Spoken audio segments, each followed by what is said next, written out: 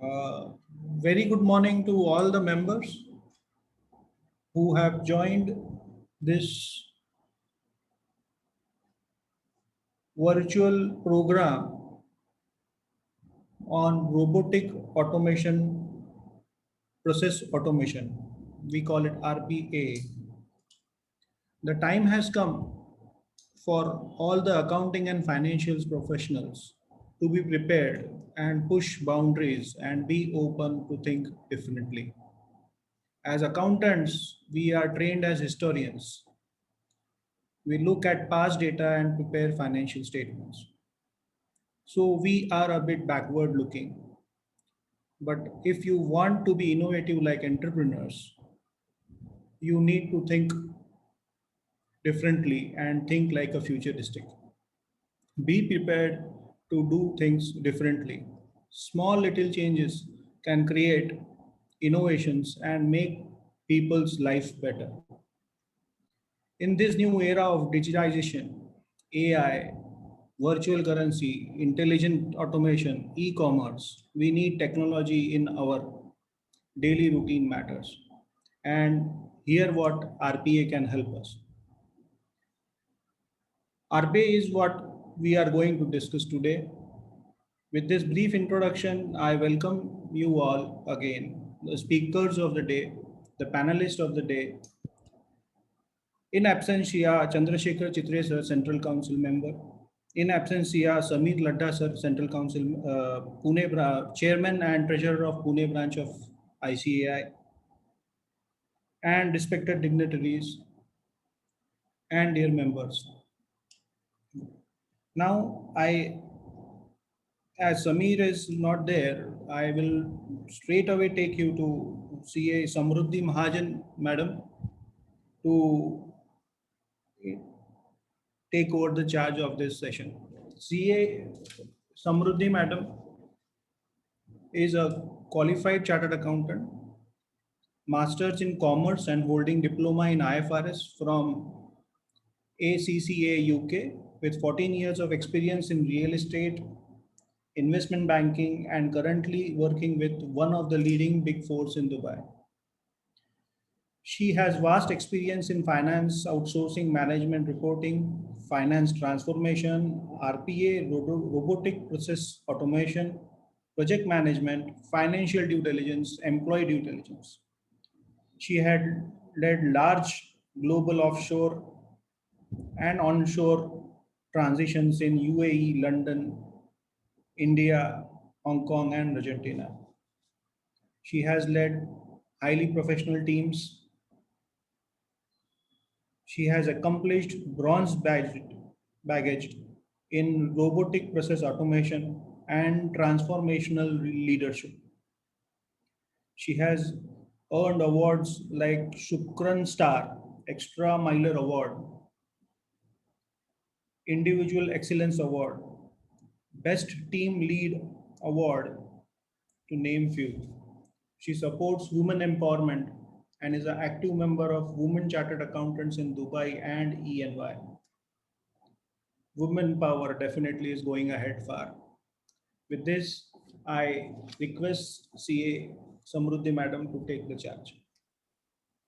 Please, madam. Thank you, sir. Thank you for this introduction. And I would like to thank Pune chapter, office bearers, and Master of Ceremonies, CA Deepak sir, for giving me this opportunity. And it is my privilege to talk about or to share my knowledge and experience of the technology, and specifically for robotic process of automation with my fellow chartered accountants. So quickly, I will move to the topic. Am I audible? Is it clear? My voice is clear? Sure. Yeah. Thank you, sir. Thank you so much. So I will share the PPT.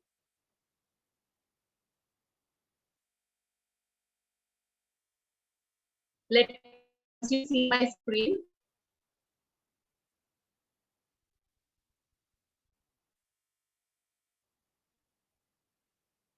Can you see my screen? Is it my PPT is visible? Yes, madam. Sure. So as Deepak sir mentioned, that today's topic is robotic process automation and importance of technology, as sir mentioned. So I have some questions related to robotic process automation, or more related to technology, I would say. Do you fear uncertainty is my main question due to technology. Mostly there is fear. When we hear about technology, there is uncertainty and fear generally. Do you fear that? Do you need to rethink the way you work? What do you think to remain relevant? So today, in today's world, and due to COVID and pandemic, what we have seen is sustainability is the key factor. So do you think you are relevant in this time and sustainable? So do you think you need to rethink the way you work? Can you beat out the competition to win new business without technology? Do you think, is it possible without technology to win a new business or to expand your business or to prove yourself if you're working? So accounting is historically what we see is paper pushing, labor intensive spreadsheets. So it was more, or rather it is more manual paperwork and labor intensive, wherein we work for 12 hours, 15 hours and exhausted. In fact, of having the degree of chartered accountancy, we are still more clerical and labor intensive, which we see in market even at present. So do you think that needs to be changed and some breathing of new life is needed? So, going paperless, speeding up the services, it can expand the business and you can provide the ultra modern services. So another important thing for being chartered accountant is, especially for the CAs, is transparency, audit trail. Do you think we can provide that easily? Are we able to provide real time data, which is very important, especially in today's era for decision making? So to have more informed, more on the spot decision making, having real time data is key to any business. If we are able to provide that, we do we are able to impress, and we are able to help the clients to perform better and to build stronger business and stronger roots for them. So real time data is key.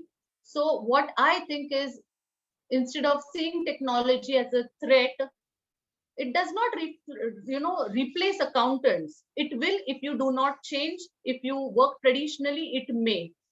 But instead of that, if you learn the new technology, you can scale your operations, provide high quality services, help improve client retention, because nowadays getting client is easy, but retention is difficult due to competition.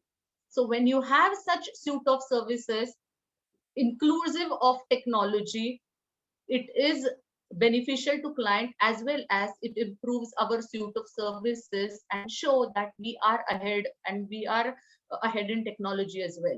So looking at technology as an opportunity rather than threat will tremendously benefit me, trust me, to provide faster decision, faster services, and real time data available to your clients. So this is more about technology. In this technology there are various types. So artificial intelligence, RPA, macros, process improvements. But today we are going to talk about RPA. So what is RPA? RPA, robotic process automation, robot. So it is not a robot as such, machine or a device like it is a device, but it is a normal computer, a computer device or a laptop, right? It is not a robot which you sit and see and sit. So it replicates the actions of human though. So though it looks like or it is a computer program, but it can mimic the human as it is. How the staff performs the activities in the similar way, this bot on the system, on the computer, can perform each and every activity that human performs, provided there are certain criteria for these activities. So we would see it in the forthcoming slides. So what is RPA? So in simple language, it is a software that runs repetitive rule-based processes on its own. So the software is trained based on functional specifications and it can be adjusted at any time. So you can adjust it also. How is it like? Do you think like you need to change the IT infrastructure, have different softwares and devices? No, there is no huge investment or other investment needed when you want to implement RPA. It could be integrated in an existing IT infrastructure as it is. So 90 to 95%, you need not have to add any additional infrastructure than what you have present, other than the RPA license and all, which we will discuss in the coming slides. So it is possible to integrate the current existing IT infrastructure with the RPA. RPA, what it does, it simulates an employee, as I mentioned. So exactly, it has the ID and password. How, like say, for example, you have say 15 staff in your accounting department, accounting tax department. So these bots are kind of one of the employee itself, which has the user ID and password. Same like this staff, when you have any new staff joining in, first thing what you create is the user ID or to create a profile for the staff. In the similar way, even for this bot, there is a specifically user ID and password being created. So, and then this can gather information, change the data, process the activities. It can do most of the activities which the human does. So RPA executes process, just really, reduce the operating or the staff cost, I would say. And we will see it is literally 1/3 of the cost of the offshore resource, not even onshore. So I am in Dubai. And in Dubai, as you know, like it is very, labor is high cost. So most of the companies, they offshore their processes or they offshore their activities to India, Poland, nowadays in Egypt also, because they are bilingual. So instead of outsourcing, the another option for this is RPA, wherein you can have in your control your device, wherein which will work for you. So it executes the business process in a repetitive audit trail and in a controlled manner, as I mentioned. Yeah. So it does not need human participation much. Once you have the system or the process configured, human participation is not needed. Machine or that device automatically runs.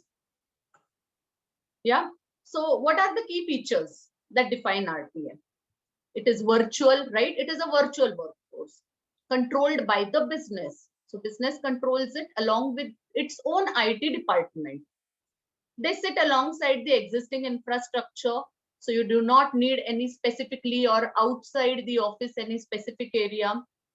It automate the low value and repetitive tasks. It can be automated, business users with very little IT, even if you have kind of less IT knowledge. Like I'm chartered accountant, I don't have much IT knowledge, but still once the IT or once the RPA team, they set up the process, it runs even with the limited IT knowledge. Yeah, so it automate with limited or no changes in the existing system, and processes are executed with a full audit login, which is what we needed. So what do you think? I mean, how can RPA be integrated along with human workforce? Is it possible? Yeah, and will it eat away or take away the jobs of us, of the chartered accountants or humans? No, it will not, because bots, they deliver just the repetitive and high volume activities, which are known and predefined activities. Whereas us, then we can have a better profiles. Instead of performing or working on monotonous activities, we can better work on building relationships, networking with other departments of the client, understanding the business, providing subjective judgments. We get more time to know more about, technically to be more sound, deliver key activities which are low in frequency but need decision making, some of the exception tasks, manage change, which is key now, right? Changing, day by day or every week you see the things are changing, new technologies coming. There are things. So for us and to be sustainable and relevant in market, we need to manage change, and process improvement, of course, is needed. So all these tasks could be performed or should be performed, I would say, by us, and not the monotonous activity of accounts receivable, accounts payable, journal entries, or maintaining day-to-day accounts. No, that is not needed. Or populating the numbers for comparison. For that there are bots. So for us to analyze the data, to have the real understanding of business and risks involved into the business will help us to succeed, even if we are having a consultancy or even if we are working. So whatever way, performing the real and key activities of the business are essential than the repetitive activities. So that's what is changing the way we work. Why to do the repetitive activities and monotonous activities when there are bots to perform that? What do they do? So automation solution, they work 24/7, right? So we have staff of say 15, 20 staff, 30 staff. Out of that, we know that attrition rate is around 20% nowadays. So in this change environment, then there are, what I have seen personally is, when you have something key activity to perform or important timelines or deadlines, people may fall sick, especially in this pandemic. They fall sick or there is uncertainty, and we cannot bring in the or pull in the staff and to have them work for us while they are not well. But for bots, this does not matter. They work 24/7 without any sick leaves, always available. They run even in the midnight. So it is not necessary during the working hours only we should have these bot to run for us. So the known activities, key activities, they could be run overnight or early in the morning, and then we could have the data available to us, which will help us to take informed decision and plan our activities for the day. Annual cost per bot, it is more than 1/3 of the offshore, or rather you can say 1/3 of the offshore staff is the RPA or the bot cost. In the long term, I'm saying you will not get the benefit of it in 6 months or 9 months, but within say year to 3 years, gradually the cost would certainly come down. It significantly increased the accuracy with on-time delivery, increase the capacity to handle the transaction volume. So the volumes, it varies seasonally. Bot is capable to manage even the high transaction volumes as it comes. Yeah, as mentioned, it works with existing IT structure. Payback is within a year. Also, you get the benefit of the implementation. Enhanced processing speed, fully maintained audit trail. So to see a bigger picture, so Gartner, they're saying 30 to 40% of existing business process services are likely to be impacted by RPA. Certainly, what I have seen even for our clients, that is the key demand. So world's leading research and advisory company has that say they have researched over it, and it is said that it could take the repetitive 30 to 40% of the activities. Cost reduction, 35 to 65% for onshore operations and around 10 to 30% for offshore operations could be managed, or cost could be reduced by using RPA. So RPA is estimated to lead to 30 to 35% reduction in entry level roles. Entry level roles, more what we have seen in my experience is accounts payable, accounts receivable, and GL, R2R. So these are the roles which are more repetitive, and there is scope of around 30 to 35% reduction in these roles.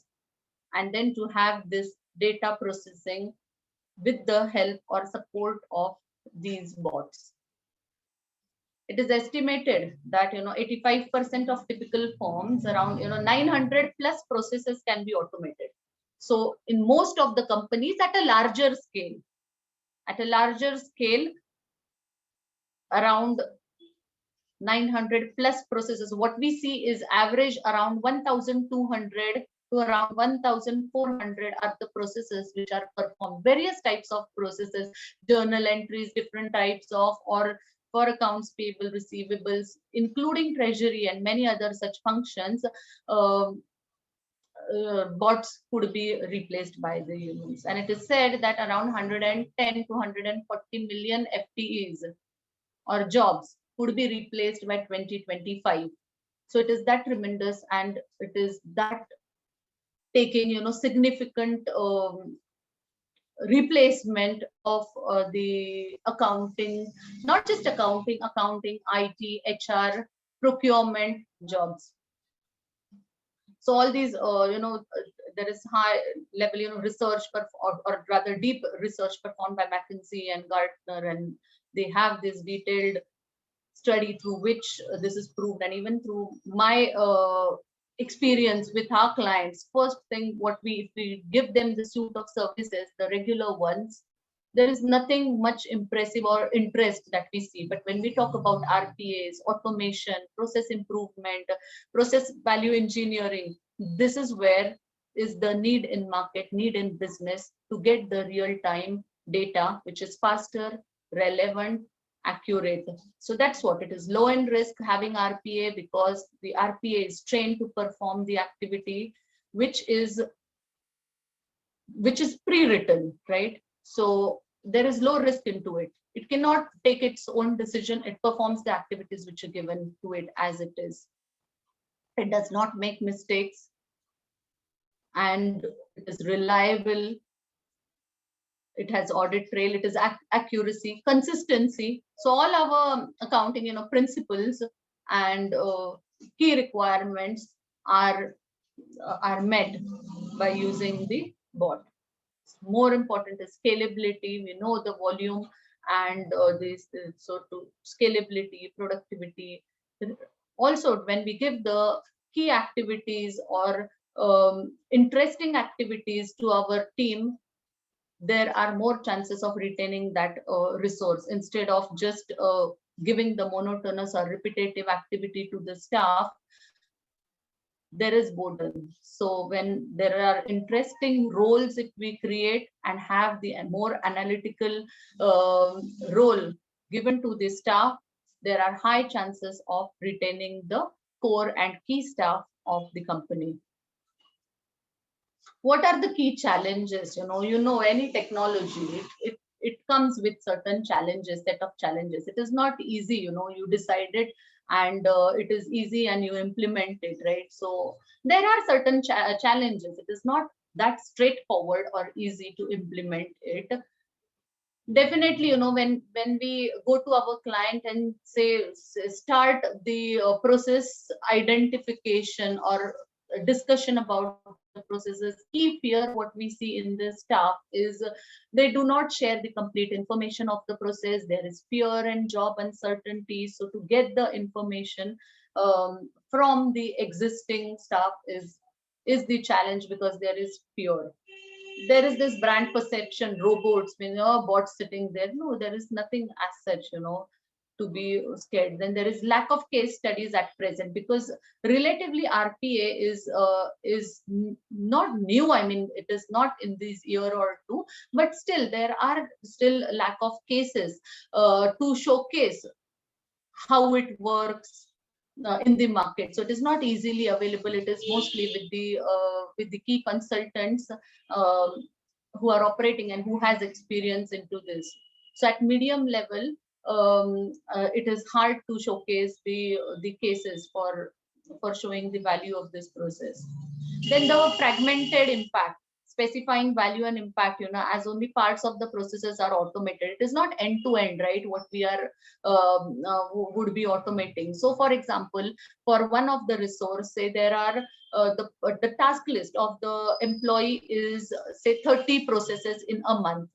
So out of 30, when we identify the activities, there could be only 5 activities which are key and which are taking time, which is, so if we do the Pareto analysis, around 70% of the time of the resource is to perform the 5 to 7 activities of the person. So we go through the list of activities of the staff, see what are those 5 to 7 activities which are taking 60 to 70% of the resource time and which are exhausting the employee rather.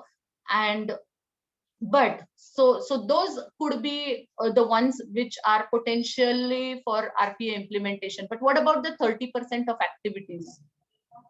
These 30%, certainly you need human intervention or human to perform. So there is this fragmented impact, like 70% could be done, 30% could not be done. So still that identification, who would do that 30%, then the segregation of authorities is needed, right? Defining the roles, responsibilities and accountabilities is another key challenge in this. So also RPA, there are many providers, so there is no consistency or tailored approach at present. So when we see say cloud computing or blockchain, what nowadays is global or consistent approach. But here, since it is process by process wherein pick and choose is followed here, that global level of consistency could not be achieved initially into this. So fast pace, because see, RPA implementation is not that long journey. It depends on the processes, like how complex the process is, around 12 weeks to 24 months. So around 12 weeks to 2 years, it varies on the number of processes and the complexity of the processes. So it is comparatively fast. When you see, any software or system implementation, it is lengthy process. Whereas for RPA, it is not that lengthy exercise. So to coping that fast speed, when the staff comes in or the team comes in, identifies it quickly, they have now resources available, they start configuring or having the processes side by side ready while the other team members. So it has become relatively faster. So coping that pace and speed in industry is also somewhat challenging, wherein there is pressure from the senior management, but the staff is not ready, right? So this is what we see, another challenge while implementing RPA. So moving to see what are the processes where RPA could be implemented. So what we have seen until now is the features, what is RPA, how it is beneficial, it works 24/7, it has audit trail, it has everything. But on which processes, how do you identify if the process is suitable for RPA implementation? So there are certain questions to ask to yourself and to your staff. Are your processes data intensive? You have huge data. Is your data structured? Is it structured data? If not, you should, because for any kind of process improvement or process value engineering, having structured data is important. Do you have that? Is it repetitive in nature, or is it just one time? Do you have that consistency? Is it repetitive? Is it rule driven? Do you have policies and procedures? Do you know rule number, like first is this step, second step, third step, fourth step? Do you have it? Is it rule driven and policy? Do you have high processing volumes, high number of people? How many team members do you have? What are the activities that they're performing? So to have this high level understanding and seeing the task list of the employees is the another essential activity while identification of this process. So do you involve manual calculation? Do you have high manual calculations involved in any of the process, for example? So I will give some of the examples later on, like credit card reconciliations, bank reconciliations. Huge manual data calculations happen there and teams take quite a long time there. Are these processes electronically triggered, or still do you have the bunch of papers floating around Do you have that workflow on the SharePoint to approve the activities or to approve the processes? Or is it still manual? It can be performed outside office hours, or is this process or needs to be performed during office hours? So it could be, bot could be in both the ways, but it has the capability even in the other than office hours, it could be performed. So you have the electronic start and end point, for example, to extract the data. Say, for example, you're working on Oracle, PeopleSoft, SAP.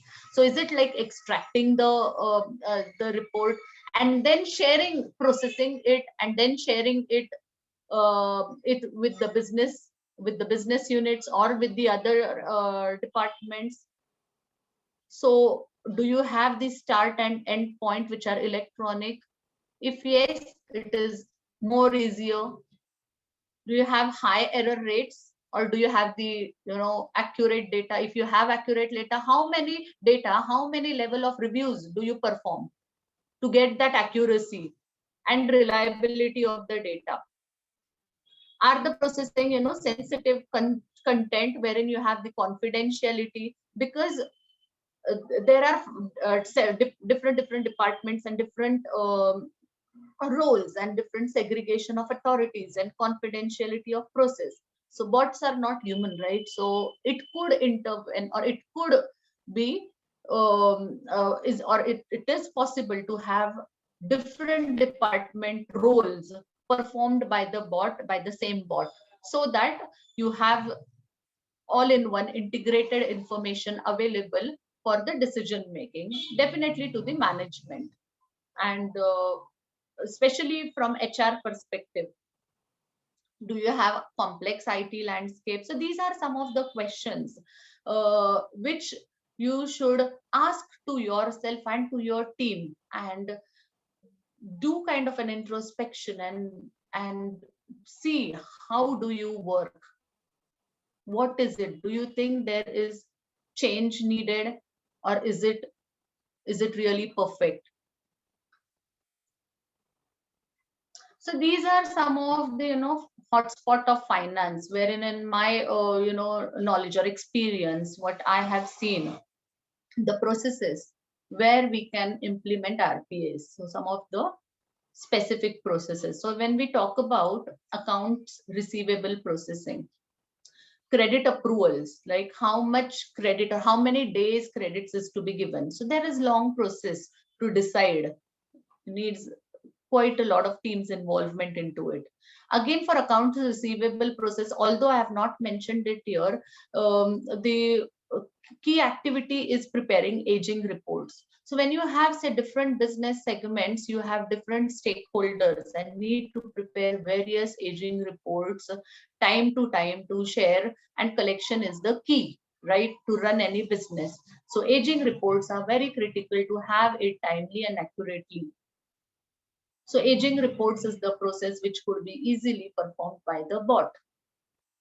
It could extract the data from whatever software or system you have. It processes the data or prepare the format of aging report the way you want.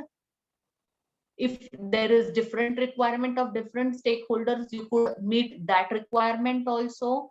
It creates the special emails and the content written for or the body of the email, and attach the file and send it to the stakeholders or to the business unit heads. So end to end, it is possible from extracting data till sending the aging report to the required party is possible. Accounts payable, huge invoice processing. So for my client, one of my client, they were processing around 7,000 to 8,000 invoices in a month, and the team size was around 7 to 8. With the help of bots, literally it has come down to 3 now, and we are in the process to make it or cut it down to 2 also. So there are these OCRs, ICRs, and bot has the capability to integrate with all these systems and to create the workflows for processing the invoices, where there is no value add, isn't it? But it is very critical process. It has risk factor because your money is going out, you're paying, and paying it to the right party is essential. So bot does all these kind of control checks and can process the invoice until creating the workflow for payment. But obviously, yeah, the authorities or the approvers, bank approvers, has to approve it finally. Up to that stage, it does it until creating the workflow on the SharePoint is possible.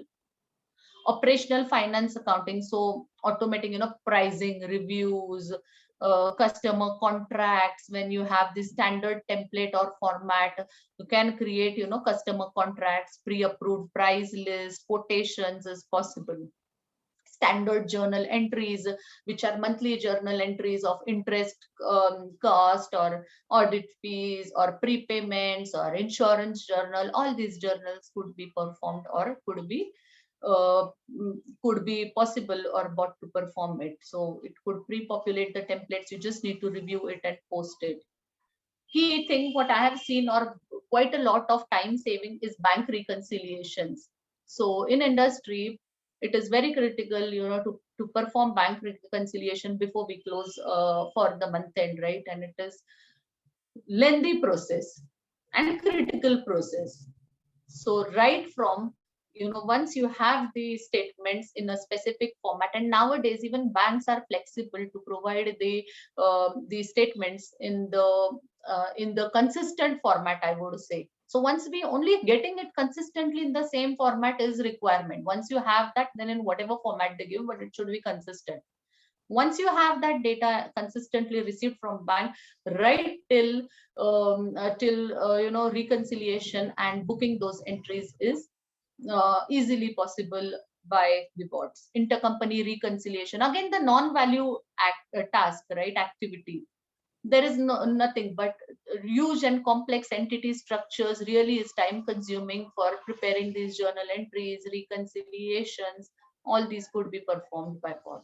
Expense reimbursements, policy checks, again possible. Accounting change in IFRS 16, wherein categorizing, summarizing, analyzing data, historical data up to certain extent, which is pre-established when you have parameters, wherein you have say gap differences, IFRS versus US gap, which are known. So reconciliation of that, having the numbers and analyzing is easily possible. Like, there is accounting team which is different, and the FP&A, the budgeting team, financial planning analysis team is different. So each time while analyzing the data, they have to go to GL team or to the accounting team to know the transaction level, to know what it is, what is the transaction, to get the information at the minute level. No need to go to these teams, because easily the bot can do this analysis for you and give the extract readily available, and you can approach the specific person who has posted the journal entry simply and easily available for those gap differences, and straight away can ask the queries and questions to the appropriate parties. Regulatory and management reporting is possible up to certain extent, I would say. Financial planning and analysis, like as you may know, forecasting activity or pre-populating numbers is key challenge, to have it. So here in this case, you have this numbers and templates in specific format readily available. What you need to do is just analyze the data. So whether you're using Hyperion to analyze the data or whatever, here easily you can have the numbers populated in the predefined format in the PowerPoint presentation, also readily available, and you just need to analyze the data. So these are the key hotspots, finance, wherein we can implement the bot easily, and which really saves time as well as it reduces the cost. Another, who are the key providers of RPA? What is it? I mean, what is RPA? It is, again, as you know, it is a software. And who is owning? Who are the providers? So there are various providers in the market for RPA. The key one is Automation Anywhere. UiPath and Blue Prism. So what, with my experience, what we have seen is Blue Prism and UiPath. I didn't get much opportunity to see the license or to work, with automation anywhere. But these are the key market players or leaders. And what are the key consider in case, like if you are serious about RPA and would like to implement, then what are the things that you should assess? First is capability. What are they capable to do? What is the product portfolio? What are the strengths and weaknesses? What are the latest innovations? Because see, as I mentioned, every week, every month, there are changes which are happening and technology is improving day by day. So are they capable to innovate? Or you may find someone with a lower cost also, but then there is restriction and limitation to that. So are there still further research and innovations being performed by that provider? What are the trends? What are large deals, partnerships and alliances with other parties or with the other providers? Do they have it nowadays, which is very, very essential? So these are the key players, Automation Anywhere, UiPath and Blue Prism for the RPA. How much time it takes, it depends. If it is low intensive or low complexity process wherein it could be simple macro which is being created already, or you need to only desktop procedure and a simple process, then in 4 to 6 weeks, one process, I'm saying, not the entire all the project, but the one process is possible in 4 to 6 weeks. If it is medium complex, around 6 to 8 weeks for one process. And if it is highly complex, wherein lot of systems intervention is there, then around 8 to 12 weeks are needed to implement the RPA process. So with this, these are the key facts about RPA. I hope you've got the relevant information and knowledge about the same. Yeah. So feel free to ask me any questions. Feel free to reach out to me. I can share my email ID with you in case you need more information about it. And thank you so much for the opportunity, and would be happy to answer your questions if you have any. Madam, Thank you.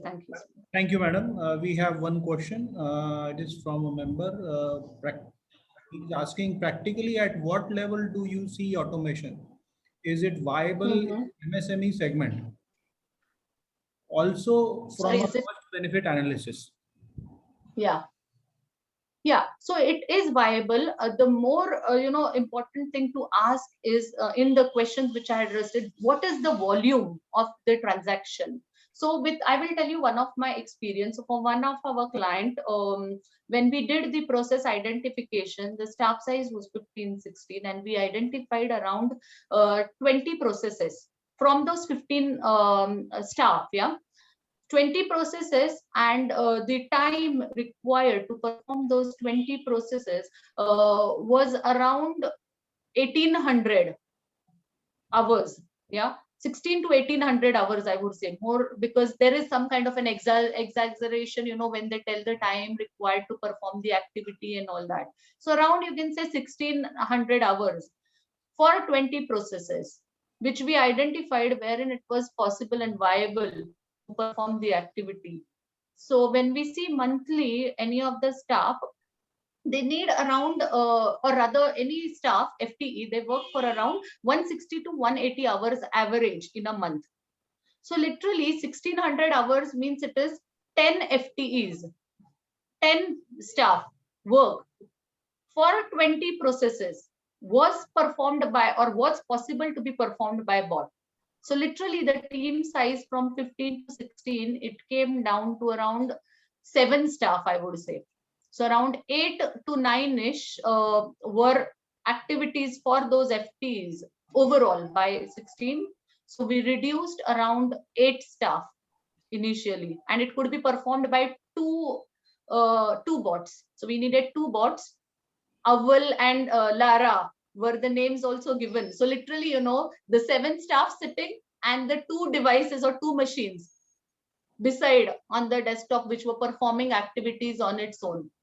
So it is possible even with the staff size of 15 to 20 as well, I will say.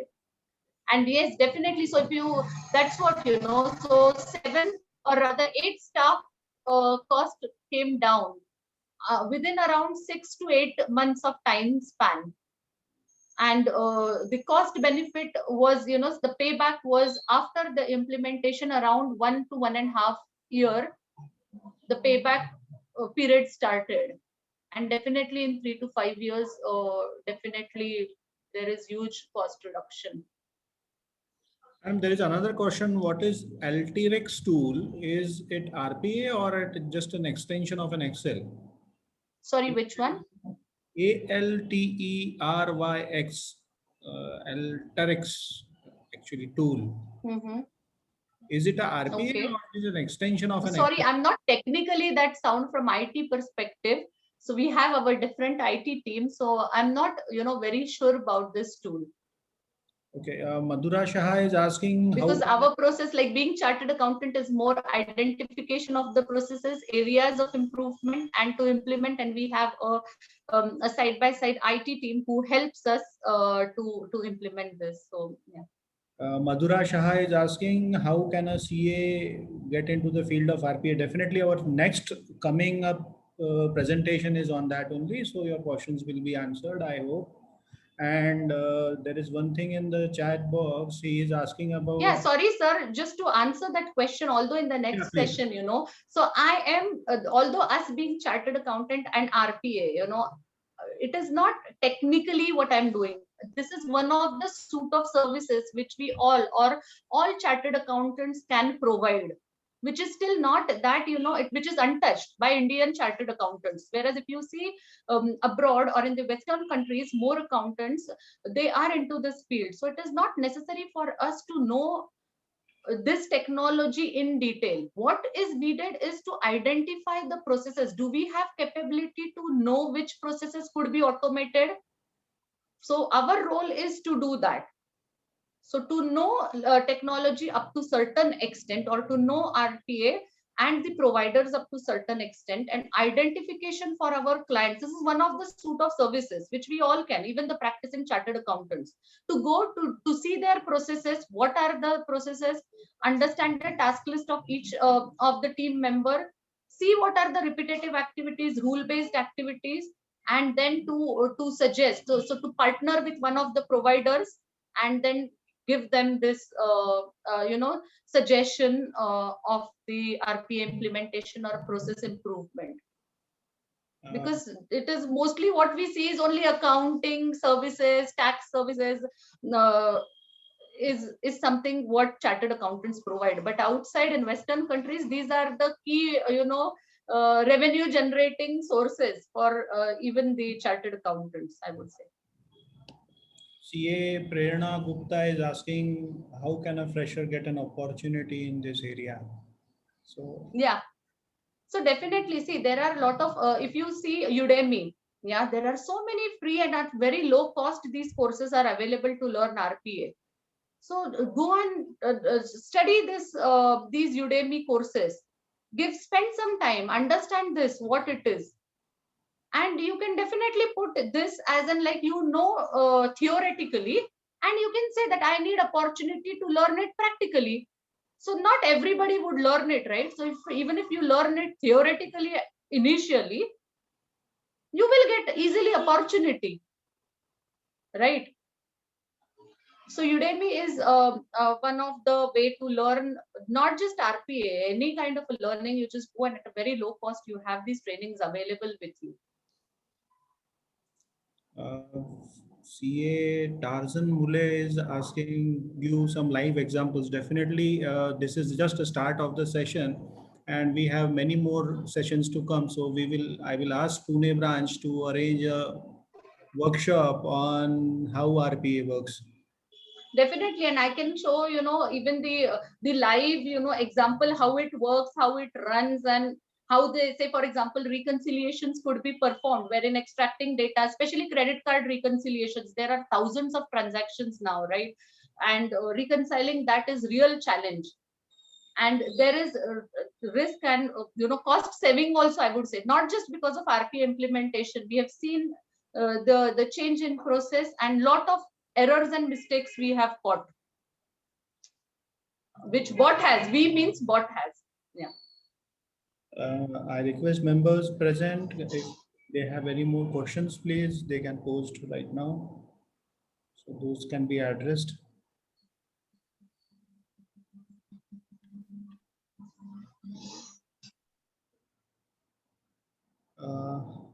Okay, madam, we don't see any questions.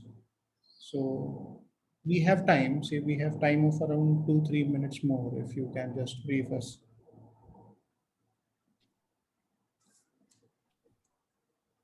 Okay, I think Samir and Kashinaz is also not there. So thank you, madam. Thank you, Samruddhi madam, for taking us to a brief about RPA.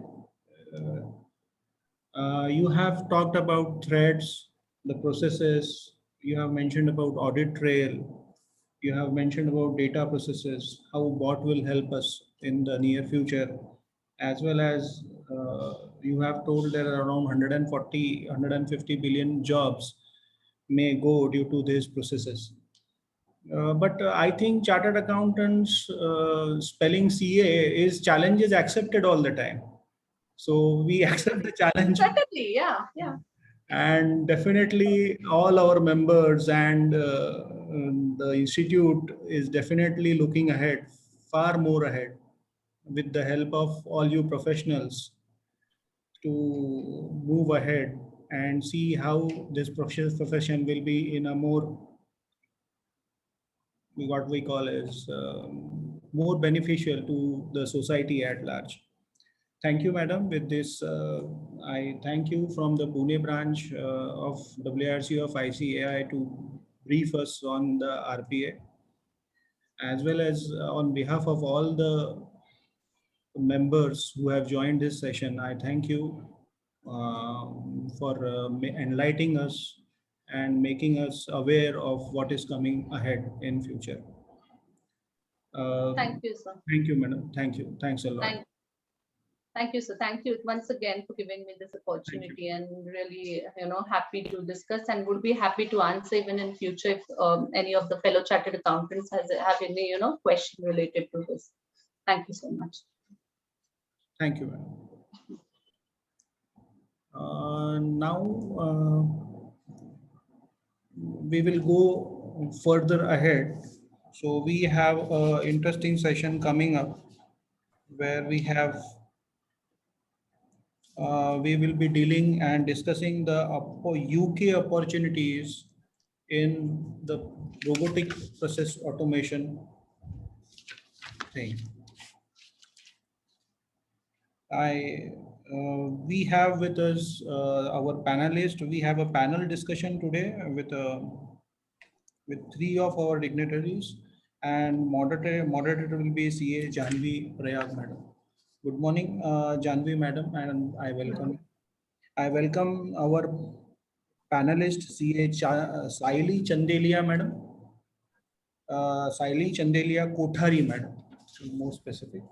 Saili madam carries with her decade plus of rich global corporate experience, including conventional CA practice. She is a holder of distinguished professional degrees, to name the few: CA from ICAI, ACA from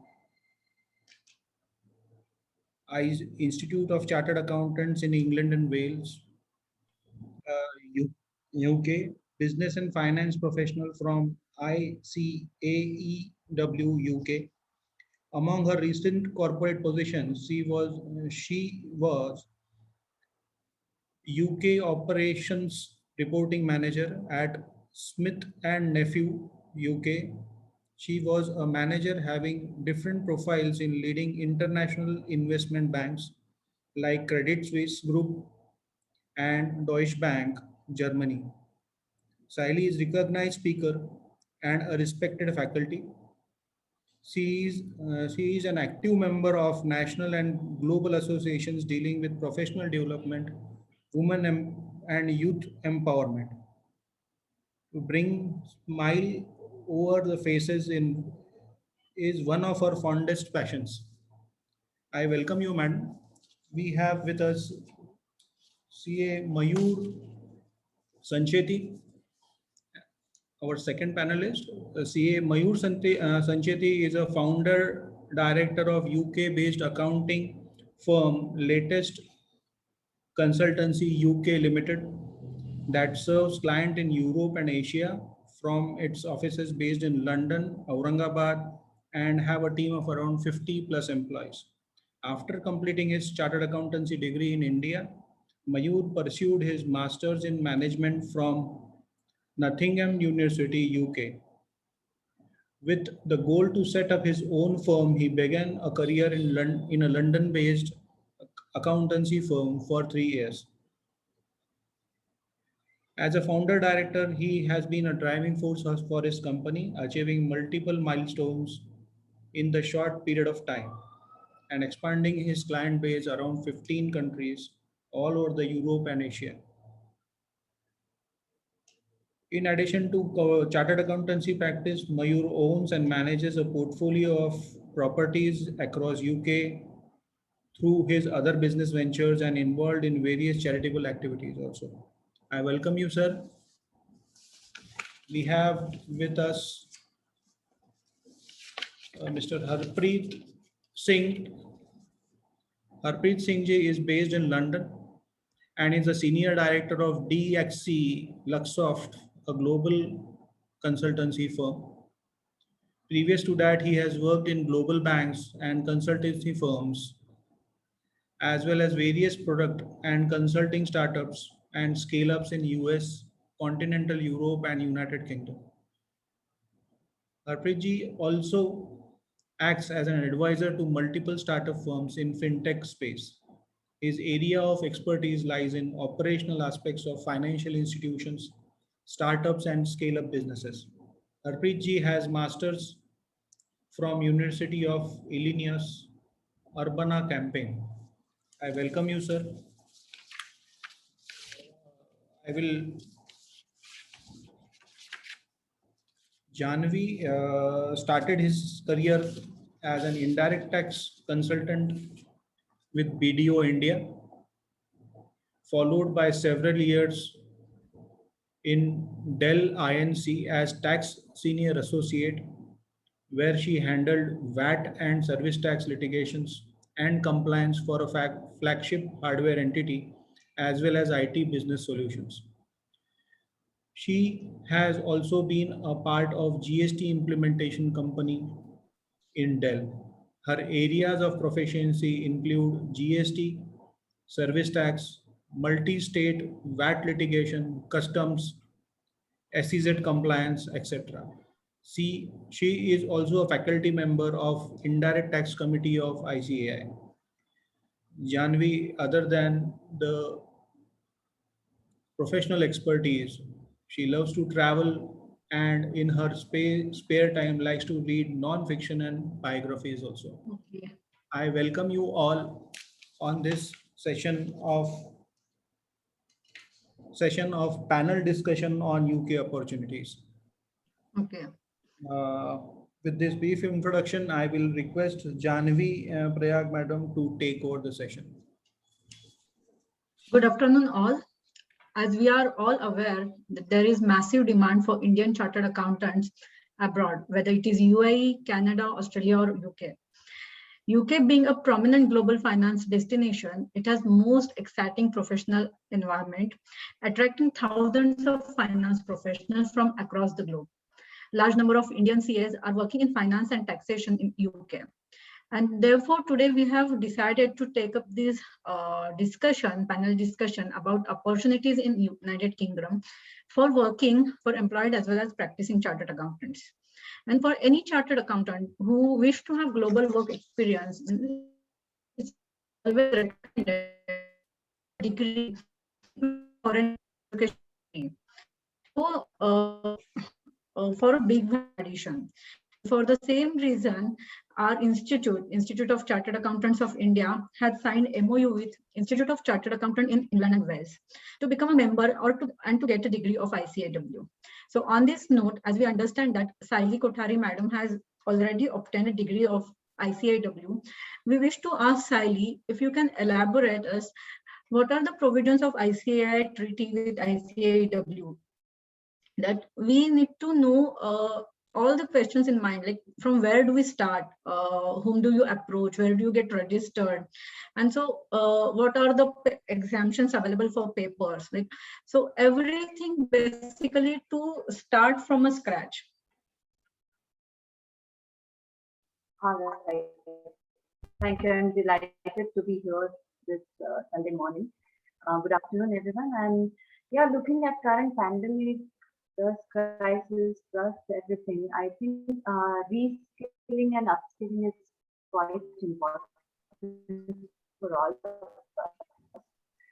And I'm sure there is no second thought about it.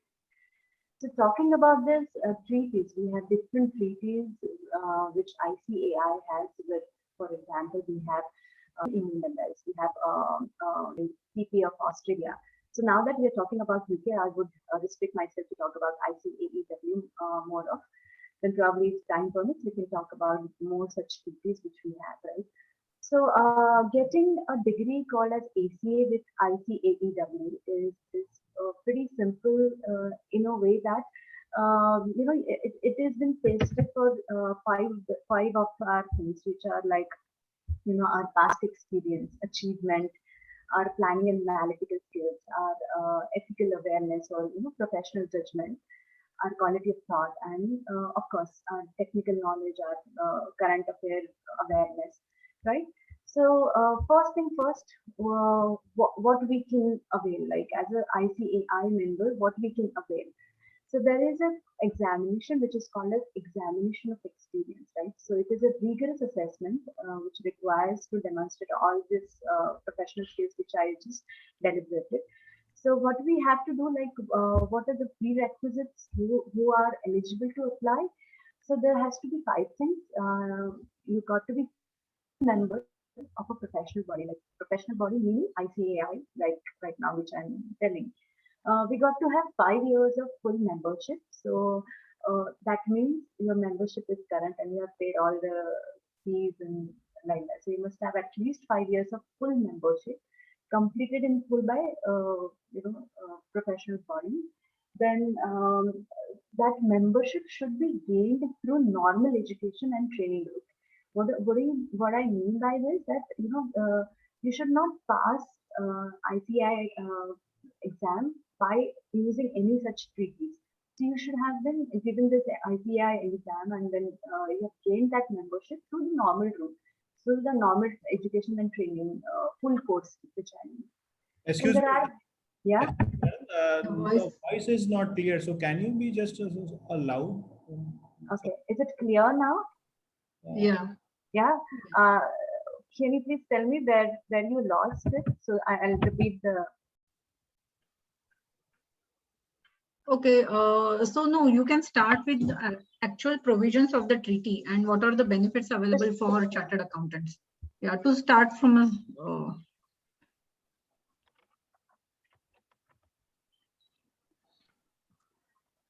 Is it better now? Yes, madam, it is better Okay, now. yeah. Is it better? Yeah. Okay, Yeah. there is some not as much. So you were explaining me something. No, so you can start from you can begin the session again. Oh, I see. Okay. Yeah. So no, probably what I thought that you missed a few lines in between, but then okay, I'll start fresh. What I mean to say, I was explaining about ICAEW and what are the means and ways that we can avail, right? So I was explaining that who is eligible to apply. So there are 5 things that we need. There are 5 prerequisites for this. So we got to be full member of ICAI, 5 years of full membership, which I mean, right? So we have paid our membership fees and compliant for our CP hours. So that is 5 years of full membership. That membership we should have gained through normal education. That means the full course. Then we have this CPD compliances. That means we have fully qualified current member, and we are compliant with this CP hours or continuous professional development programs. We should have a letter of good standing, so which says that it's a good disciplinary record that we have. We can get this letter of good standing from ICAI, which showcase that we are a member in a good standing with a good disciplinary record, and there is no outstanding compliance against us. And we require a sponsor. So sponsor, that doesn't mean that he will sponsor you financially, but he'll sponsor that. That means he knows you, right? Preferable sponsor would have been any IFAC member body. So ICAI is an IFAC member body. I mean, it is a body. Probably ICAEW the member of ICAEW can also be a sponsor. So these are the 5 requisites which before we give this examination of experience. And then what is it about, right? So it is about that we got to give one paper, and then the dates are, so the next slot would be December. Generally it is in December and July, but due to this current pandemic, it can vary. So the entire deadlines and fees and prerequisites are being available in ICAEW. And then if you can Google it up for pathway or examination of experience, you'll get all the details. But to my knowledge, it is something around 17th of December, the next slot would be. Then fees, first time, the application fee is around £300. And then once you clear that exam, then you will be asked for the membership, which can vary from £695 to something else, right? So these are the basic prerequisites before we get ourselves registered for ICAEW. This paper is it's split in 2 things. One, we have to elaborate in some 9 odd questions regarding all the professional skills which I just discussed. So we got to explain all of that. And then there is a part B where you have to explain your recent 5 years of experience, and you have to connect that to the answers. That, for example, if I'm working with the Credit Suisse for year 2016 or 2017, so which part of my answer is connected to this experience? So that part B is also quite important, not just part A where our technical knowledge is being assessed. So, and then you will require a sponsor who would vouch for you that, okay, fine, whatever she has written is right and true and fair to you, and he knows you basically. So that is something, given that examination, you can choose any date which is in that slot, like any date, any time, you just have to submit it. And mind you, if you want to resubmit it within that time zone, we can just resubmit, keep on resubmitting until the time you feel that is final. But my advice would be submit once you are all ready, right? Don't keep more iterations to the system.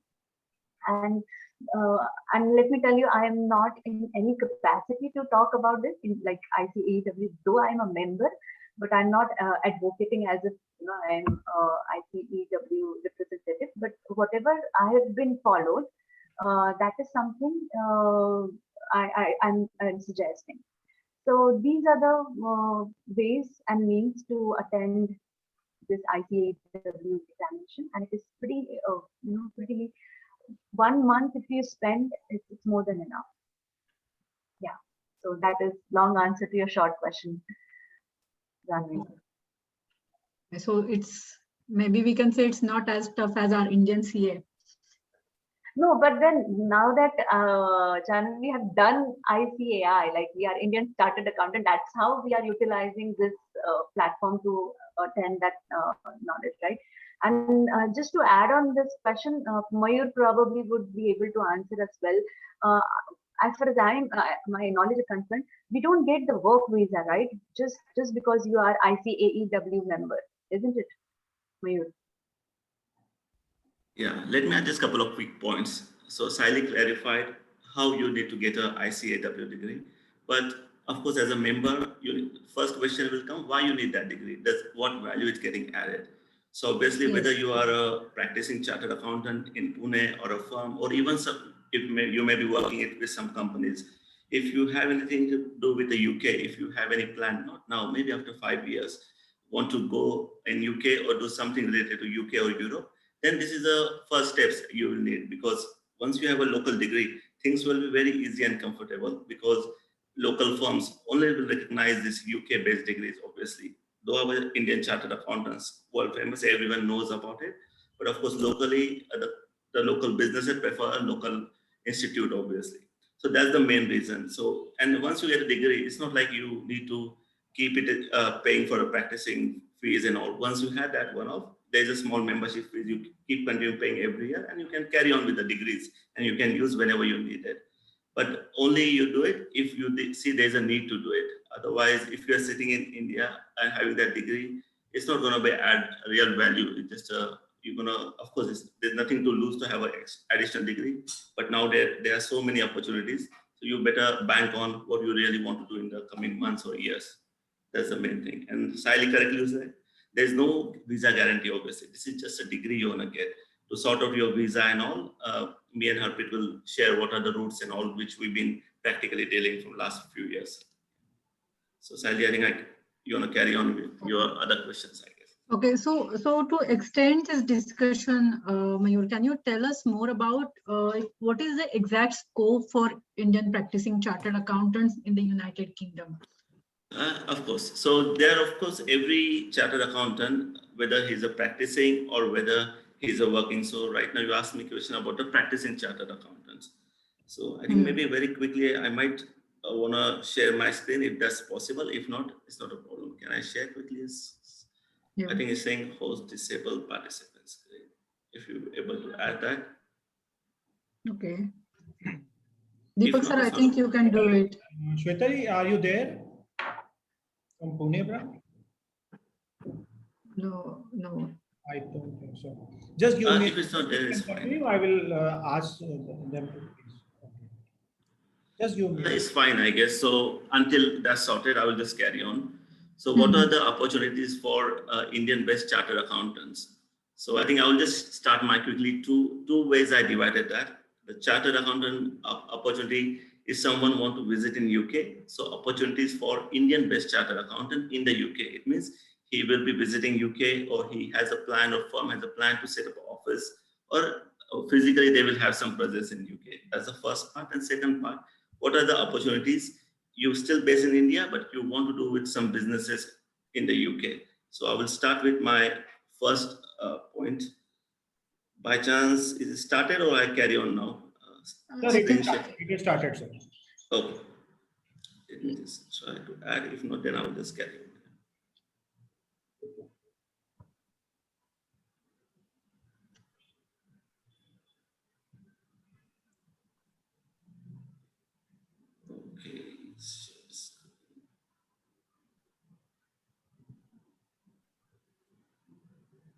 Yeah, I can share my screen now. Thank you.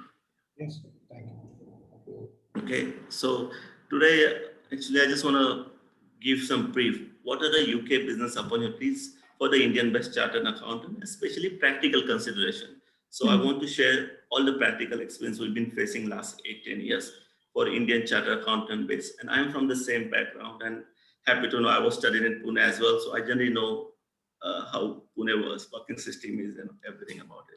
So first point is opportunities for Indian-based chartered accountants in the UK. So what are the ways any Indian-based chartered account firm or even an individual can come to UK, or even someone working from the company? So there are 4 or 5 clear ways. These are the generally ways anyone who will come to charter in the United Kingdom.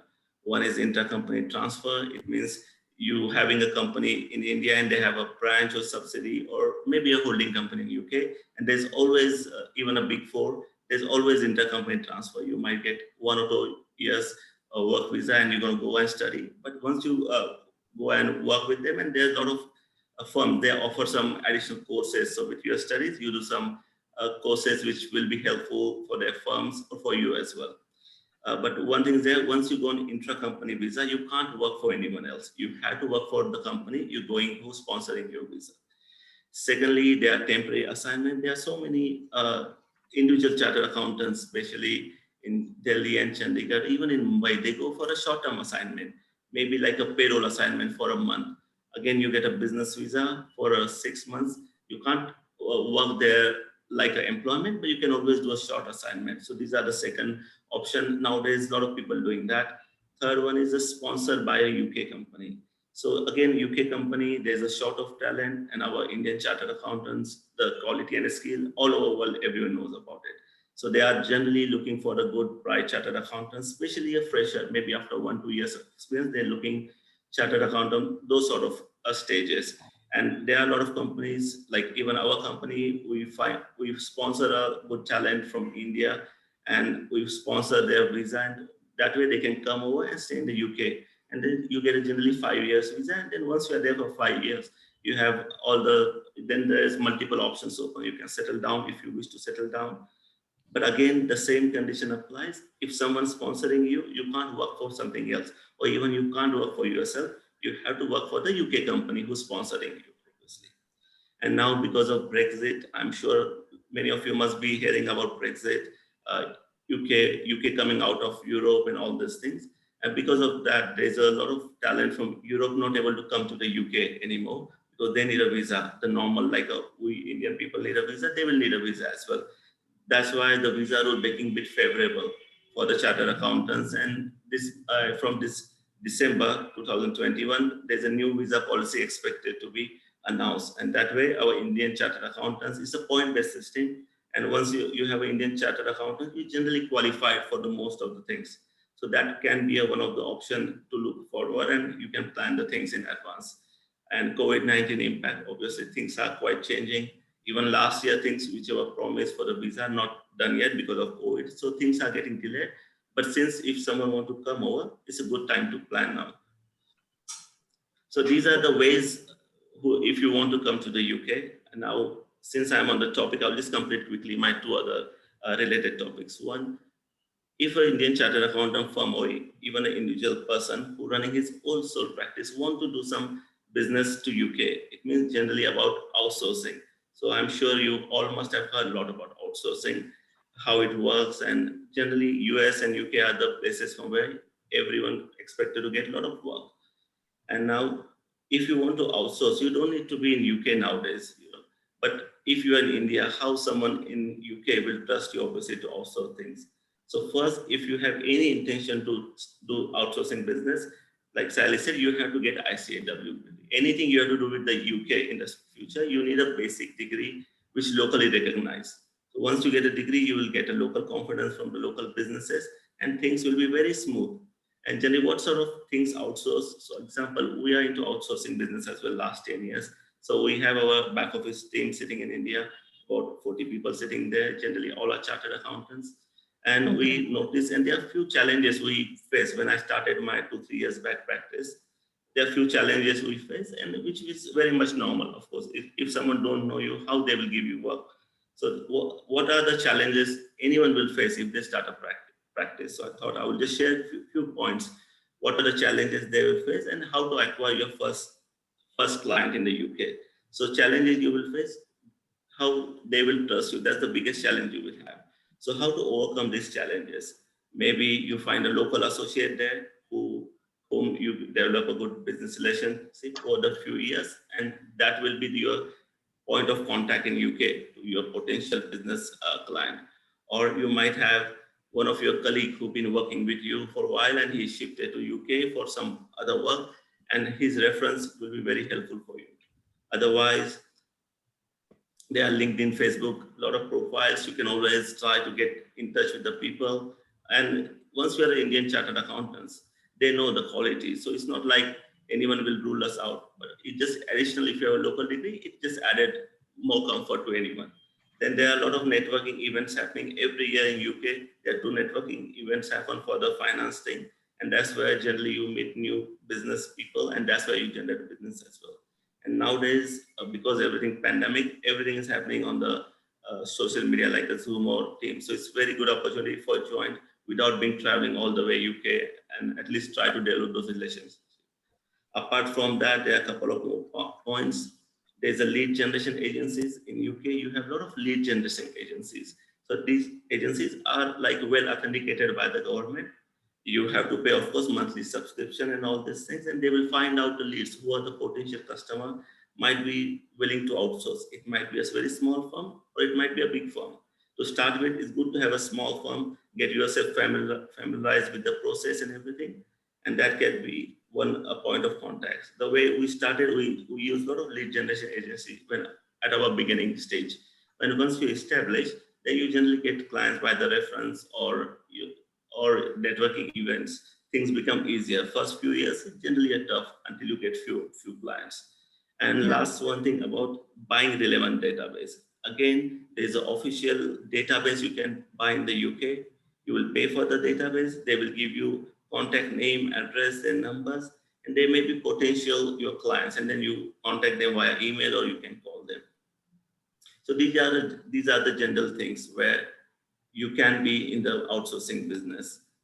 And one more thing quickly on this, buying a local practice. If generally this is for someone who established their practice in Pune, settled down last 5-10 years, and now next step is to expand their business in, or maybe practice in UK. So in UK, you can always buy a small accounting practice firms. So based on their turnover, their valuation will be done by the agencies, and you pay that and you become the owner of that firm, and all their business clients will ship to you once you pay their fees, and fees need to be paid in over the period of 2 years. So there's a smooth transition happening. That this is one of the easier way to get in the market where you can buy already established clients. And even like for our firms, if we need to grow, this is the way we generally buy a small practice, and then you become more, and thus from their reference, and you get more and more clients. So these are the opportunities if some Indian chartered accountant firms want to go in UK or do something business or establish local presence.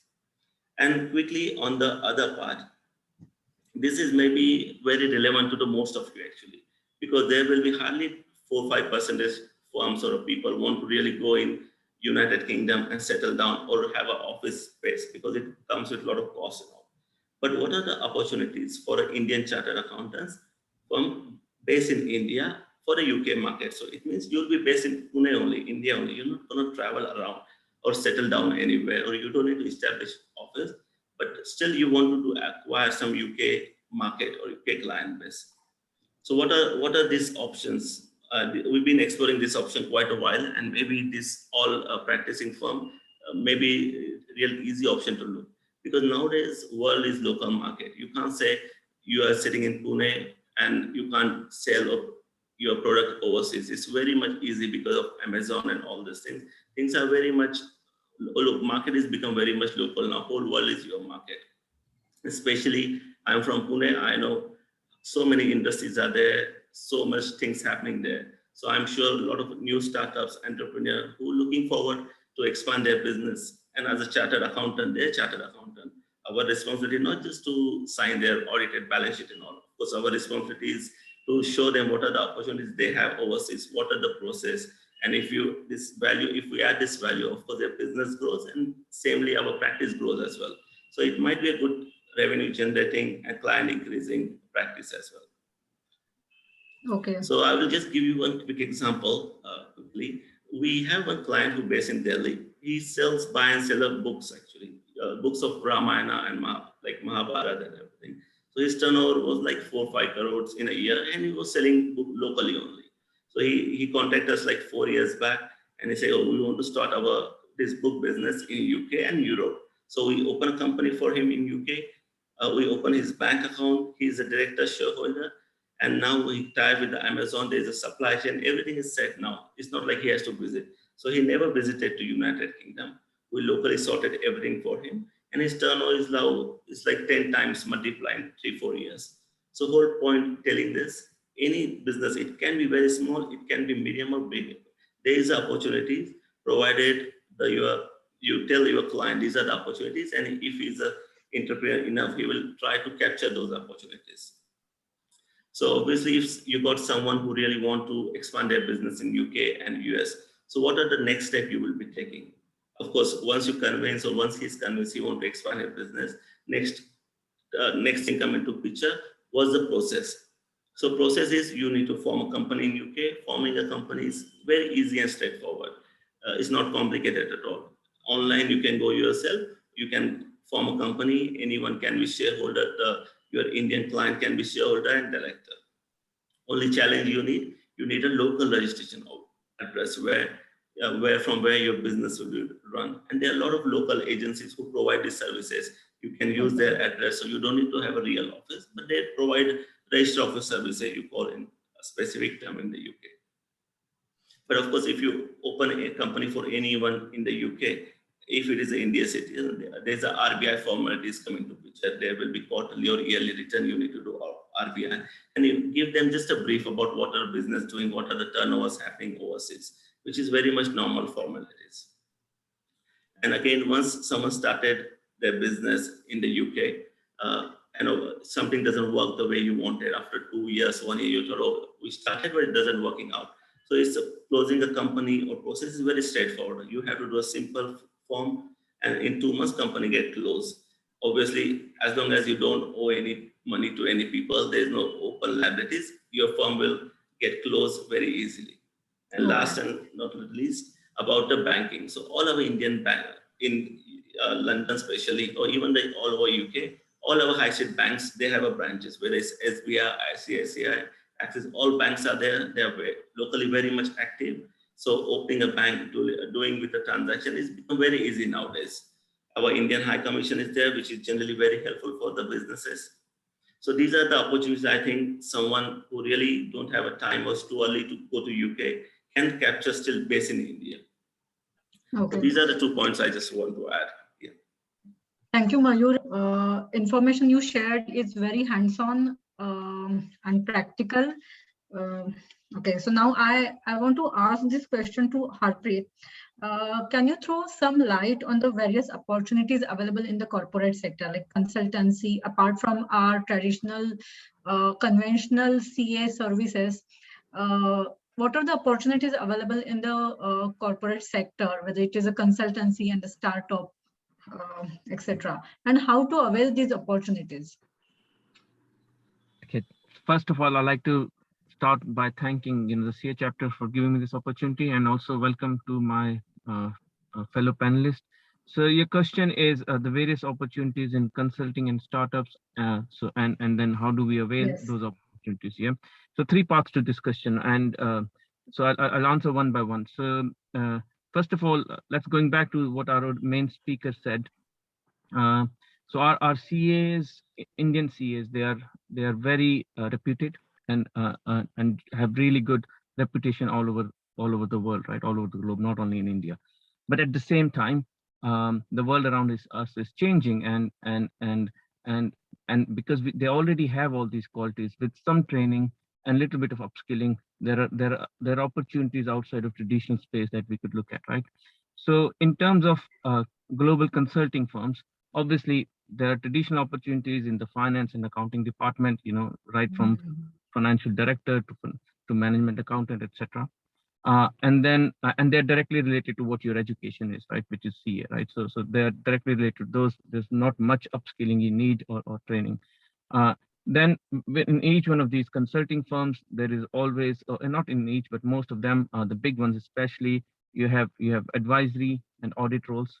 And again, they're directly related to your education, where you can go out to the clients and advise them in various accounting related functions, such as tax advisory is there. You can go and perform audit. And again, we don't need any special up training, etc. It's mainly what your education has already told you, right? But it becomes interesting if you start looking at something outside of your traditional knowledge base. And again, the skill set is already there. The qualities are already there. What are the qualities of our CAs in India? It's strong numeracy. Your knowledge of numbers is there. It's general business interest and awareness you need to have just by means of your profession. And then a methodical approach, right? So all of those are already there among some other qualities. Now when you start looking at these qualities and try to map with the other other jobs that they can do. So management consultant really comes into play, right? Which really needs a problem solving ability, which our Indian CAs have. And these could be in areas of finance transformation. They could be in area of regulatory reform, which is a big thing pre-Brexit as well as post-Brexit, and just generally the operating model setup, because you need to have a business understanding. In order to do this, you may need some upskilling, some training, right? You need to identify the courses, just understanding of process, etc., and then apply for these jobs. There's another area which we have typically shied away in our CA space, but it has been changing lately, which is IT technology. And I personally believe that you already have the skills. There's no need to shy away. And some of the IT roles in current environment have been in big demand. So those are the roles such as business analyst, etc. But where you can use your specialist skill, but also couple it with some IT knowledge and go for them is also available. And there are many roles. If you just go and Google it, you can actually find many roles where they need this accounting degree, but some knowledge of technology. Then let's talk about startup. Now, British financial startup scene is very hot, has always been hot for last few years. We call it fintech, and then fintech has further many parts, right? And again, because fintech does not have the budgets which big banks or financial firms have, the roles are a little bit different. The roles get combined, right? So a CFO and CEO role can get combined, right? And so whereas in a typical company you would work in a CFO office, in a startup you can actually go and work in a COO office, right, and a Chief Operating Officer office, and you will still typically ask for a financial accountancy degree, because COO would not only be responsible for where the company is going, but also would be responsible for the financials of the firm. So there are many jobs which are coming out, which there are many technologies and many new firms which are focusing on automating the accounting side of things, and RPA being one of them in terms of technology. So look out for those type of companies. There are many, and they are generally set up in the what we call accelerators here. And you can look at, and they need specialist skills, but again, knowledge of new trends. And I think those are the ones people should go for. So that answers two parts of the question. The last part was how can you avail these opportunities? I think you did a very good job at sort of explaining what are the various visas. Obviously, one of them is actually coming here for further studies and getting the education visa and then moving into job. And almost all of these, if not every one of these visas, they give you opportunity to settle eventually if that is what you want to do. But lately there is another one, which is innovator visa.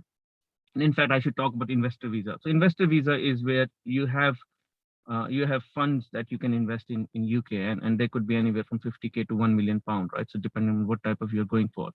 And again, if that is the route you want to take. But for innovator visa, you do not need to invest, but you need to prove that you have a business plan, an idea, which is new, which can be implemented in UK.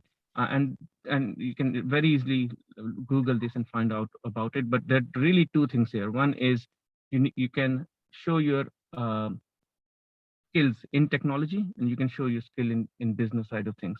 And technology skills, again, you can Google it. It's related to some of the latest technologies such as cloud, etc. And business are related to, again, investment related skills. I'm very sure our CAs back home, they can very easily look at the business skills and say, oh, I can prove that. But I would say, do look at the technology skills as well. Yeah, so that would be my suggestion, right? Because it may look difficult in the beginning, but once you get into it, and if you find your area, they're actually not that much difficult.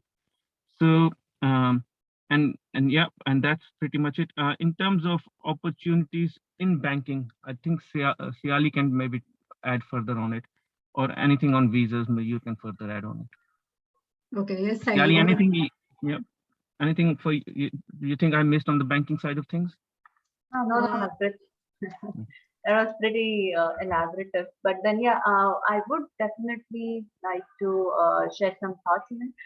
So, yeah, those who want to be in India, because I was watching for in the chat box that those who want to find a job or professional opportunity in UK while staying in India, right? So, to answer Vivek's question in the chat box, yes, you can very much avail that opportunity. How? So we have this center of excellence with for Credit Suisse, Deutsche Bank, UBS, for that matter, Goldman Sachs. So these are the center of excellences of this investment banking, which you can avail for, right? So but typically you got to travel either to Pune or to Mumbai or to Delhi or Delhi. to Bangalore for such opportunities. And yes, there are roles and responsibilities which are available. Predominantly, we as a CA, so there can be legal entity controller, product manager, and product controller, regulatory reporting. Then FP&A roles, which Samruddhi in his in her deliberation she explained. We can have regulatory compliances. We can have many more such opportunities where doing just by doing CA like ICAI CA, you can very much avail such opportunities. And how we can do, as Mayur explained, that you got to have the networking. So your middle office would be predominantly located in regions like Europe or Americas or MENA or Australia and New Zealand, right? So networking is the key. And while very much sitting in India, you can still talk to your onshore partners and still can have this flavors to add on to your resume or to your work experience. But then, yeah, and pre Brexit, it was much easier. But Harpreet, probably post Brexit, it can be quite a nightmare for all of us to kind of have this. But I see this as an opportunity. People do say that most of these banks have relocated their stuff because of the EU and the UK things. So the big winners are Dublin, Ireland, or probably your Paris, Amsterdam. So they have starting relocating their banking work to this location. Having said that, there is a high chances to having the reverse what we can, I mean, in India we can have this reverse migration from those typical areas. So yes, Brexit can be quite painful with this COVID situation. Probably Harpreet would be able to tell us how Britain is flaring up with this post-Brexit and post-pandemic, and I cannot say post-pandemic, current pandemic situation which is happening. So on Brexit, yeah, it's a good question, right? And difficult question to answer. On Brexit, obviously some of the jobs have moved out. I think in few thousands right now, and they have moved down to areas like you said. Amsterdam has been a big winner, so has been Paris, Dublin, etc.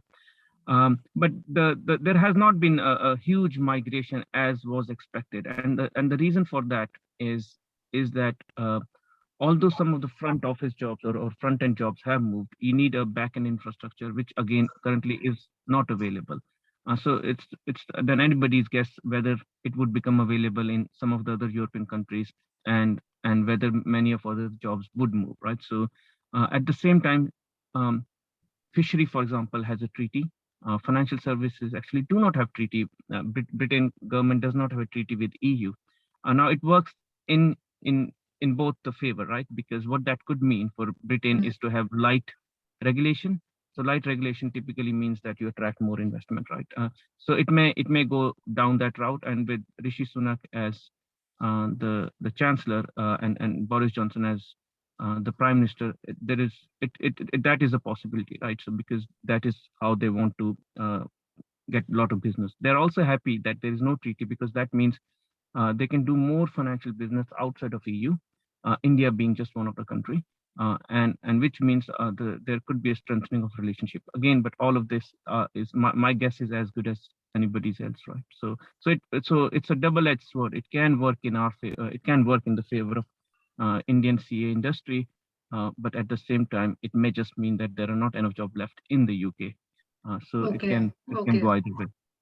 Okay. So can we say that means now you are working in UK, Mayur and Harpreet, that post Brexit and post COVID-19, everyone is rethinking their traditional business models. And do we see the steady demand in future for Indian CAs as well?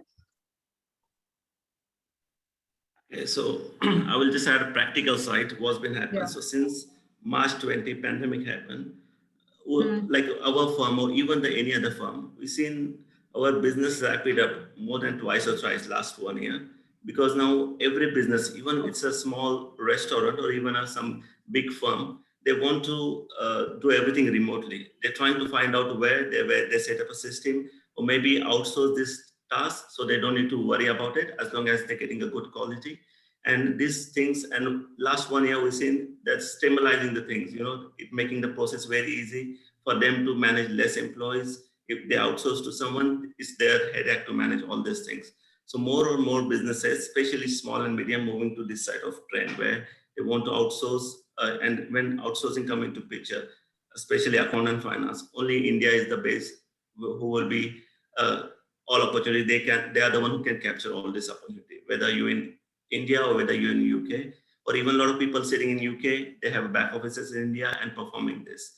A lot of firms opening a small office themselves back in India and hiring the people. So these are the opportunities going to grow up, according to me. Last 1 year, I seen the example is more than double or triple growth is happening. And I think it will continue seeing that it's generating a lot of positive result for those firms. This is on the practice side. Maybe Harpreet, add something related to big banking firms. Yeah, so it's been an interesting market. So as an employer, what we are seeing is that there is a need for a specialist skill set, and Yeah. that skill set is not available in the market. So the hiring process, which used to be 3 months previously, is actually going up to 6 months now. So when we're looking for the skill set in UK, now this skill set, typically it can be any area in banking. So it can be a finance department, it can be a front office, it can be middle office, but the underlying theme is knowledge of some of the latest technologies, irrespective of what skill, what area it is, right? So again, and that has been the theme of this discussion, right? We're talking about RPA, but how about analytics, right? So analytics has been big thing, because everybody wants to measure the output of what they are doing. So that's migration to cloud. And again, it's not that complex technology, right? So in terms of understanding it, but migration to cloud has been a huge thing, especially post-pandemic, during the pandemic, because it was always a theme, but because now the workforce is becoming more virtual. So moving to cloud, and people have ability to access everything from cloud is a very common theme. So the way I would answer it, yes, there has been demand, but that demand is coupled with specialist skill set. And I think that, again, going back to the theme, is we should be ready for the change, right? The change is happening. So, and I'll probably maybe touch upon a little bit more later what I mean by that. But that is what our Indian CAs should look at. You're well reputed, very well known, very well respected. But I think adding this is the time to add that extra dimension also, to continue to be, I shouldn't say relevant, you're already relevant, but continue to be ahead of the curve. Okay, thank you, Harpreet. So till now we spoke about the skill set required, opportunities and challenges for Indian CAs. What about our counterparts? As we have signed MOU with ICAW is a reciprocal agreement. The way we get opportunities there, the same way they get opportunities in India. So Mayur, can you highlight that what are the opportunities available for UK chartered accountants or UK professionals in India? Right now, because India has such a big growing glory last 10 years, the way businesses are increasing their productions, even especially automobile industries. So again, a lot of firms I see in the opening their office, even manufacturing units, because of some skill set or maybe requirement of the quality or patents, they're opening their factories in UK. But if someone opening any Indian company in UK, any operation, it means both chartered accountant, whether back in India or whether they're new chartered accountant for a local business in UK, need to work hand in hand. So right now, and there are so many businesses who don't know these opportunities are there.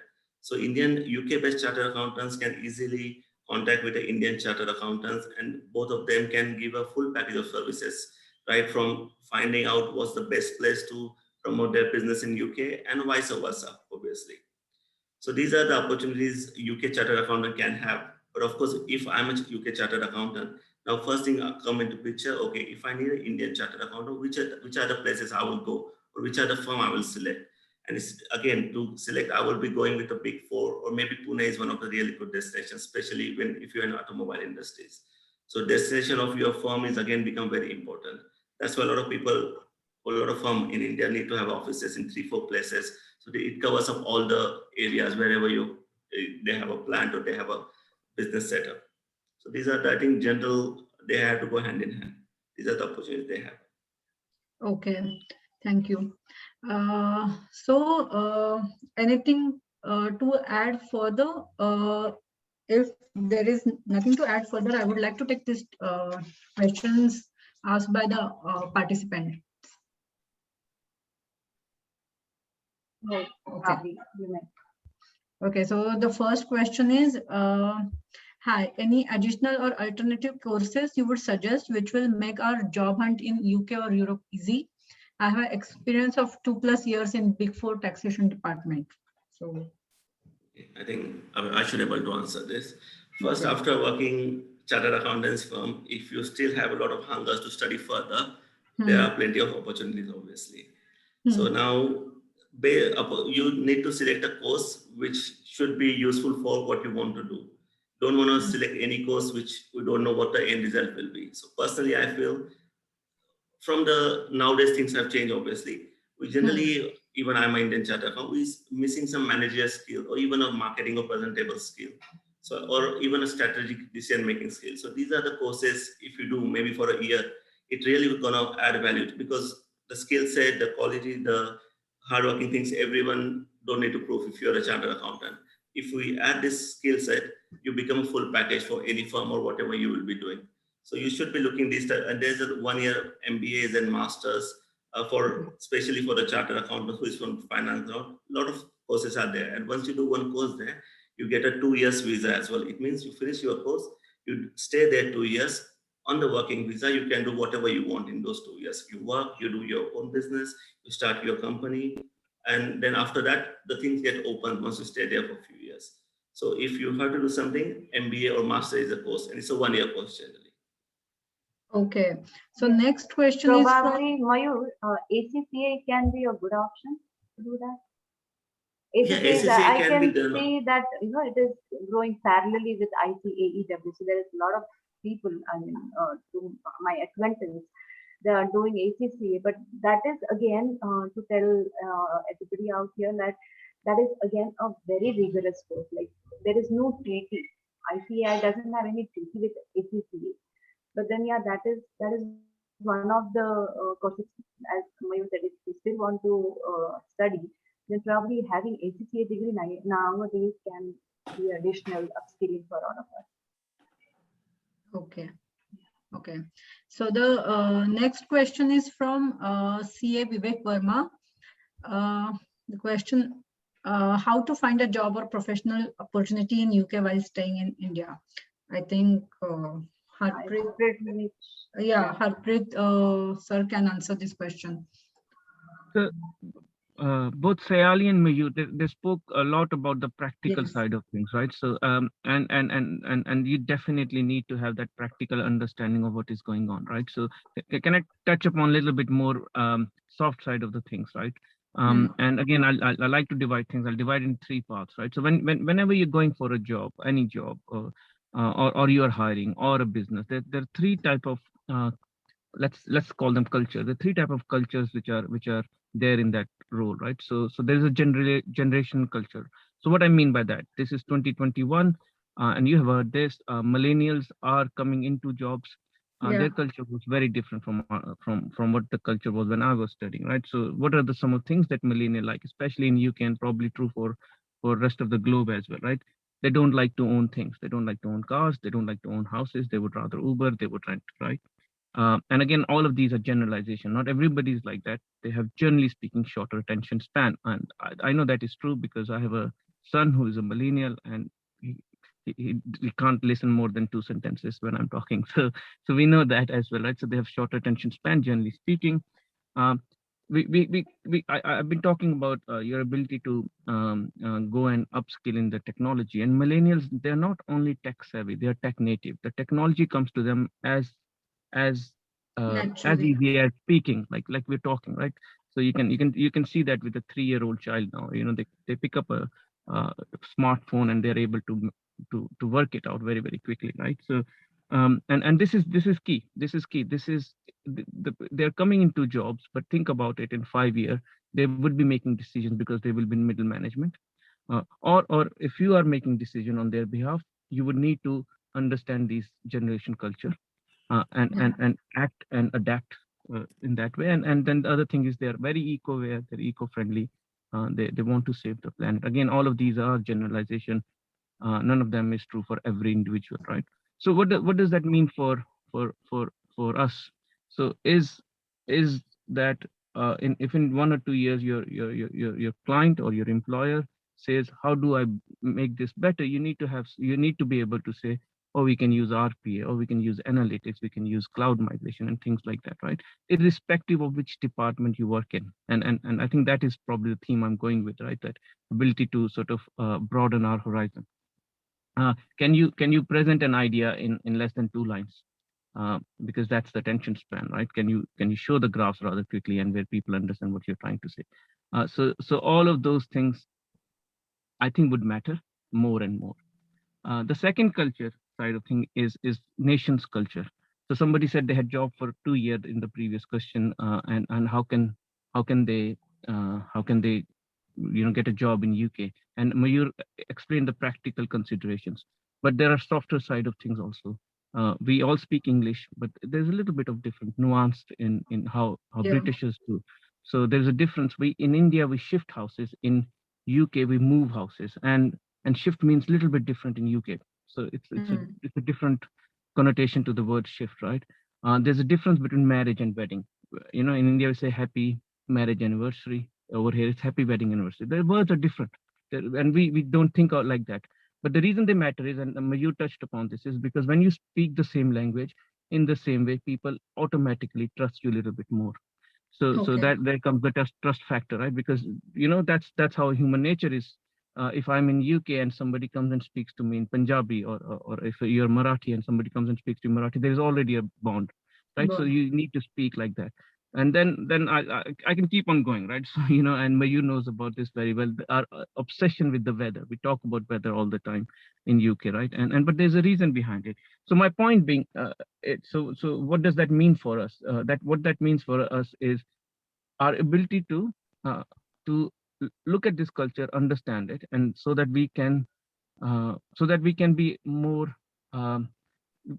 connected to your client, your employer, your employee. It doesn't matter, right? So that is a softer skill. I want people. I think we should just keep. We have very strong culture in India, and what happens sometimes, and not always. Sometimes what happens because of that is we sometimes close the door. And my suggestion would be keep the door open. Look at these things because they do matter. When everything else is equal, these are the differentiating factors. Yeah.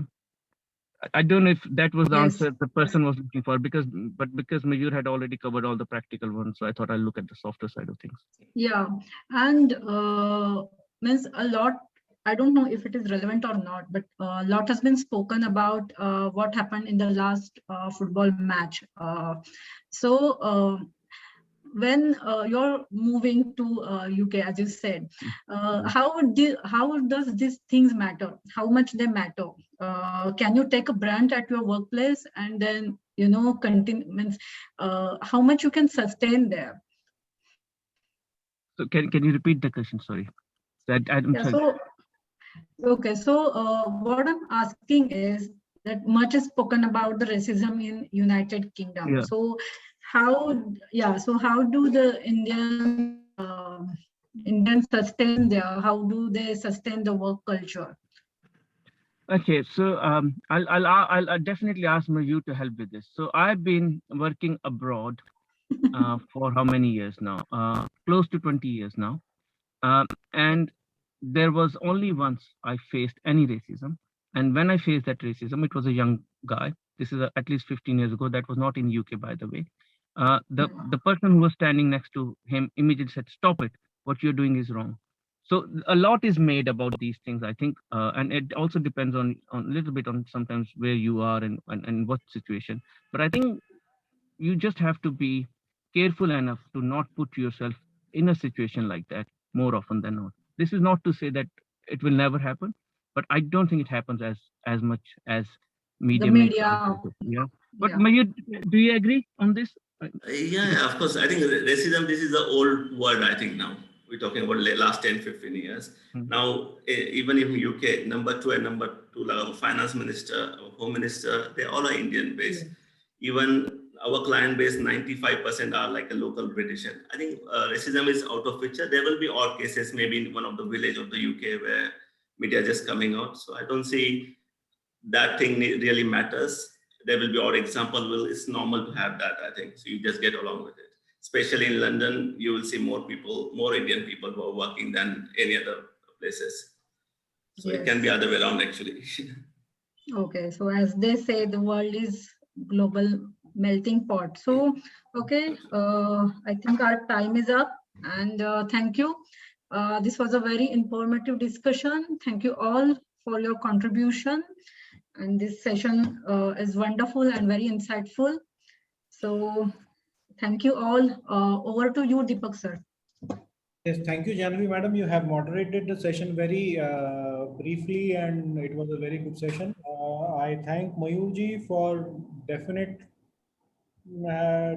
giving our members the information about the new area of practice, as well as members will go through the RBI guidelines and FEMA guidelines, and will surely look ahead in the outsourcing job domain, work domain. Harpreet ji, you have made us aware of that, aware as what we can serve to UK from India, and there is a remote chance of remote sourcing. You have also highlighted the use of technology at large. Saili madam, you have told us about the different courses and how chartered accountants can pursue the courses in UK and US, and the way of the way the exams are conducted there. Samruddhi madam, you have told us about the RPA, and you are already dealing in RPA day in, day out. Hope we see some workshop kind of thing arranged by the Pune branch. So with this, I thank you all for enlightening the chartered accountant members who have joined this program. And I think there is one more question from Pratima Amit Sadekar. Is it possible for an outsourcing practice in India to hire a CA residing abroad? I think I will ask the Janvi madam to write to her later. And on behalf of Pune Chartered Account, Pune branch of WRC of ICAI and members who have joined this session, I thank you all for enlightening us and making this program a very good learning, knowledge sharing program for all the chartered accountants. Thank you. And I close this session for the day. Thank you. Thank you, Deepak. Thank you, Janvi. Thank you, sir. Thank you, everyone. Thank you, everyone. Thank you. Thank you, Saili madam.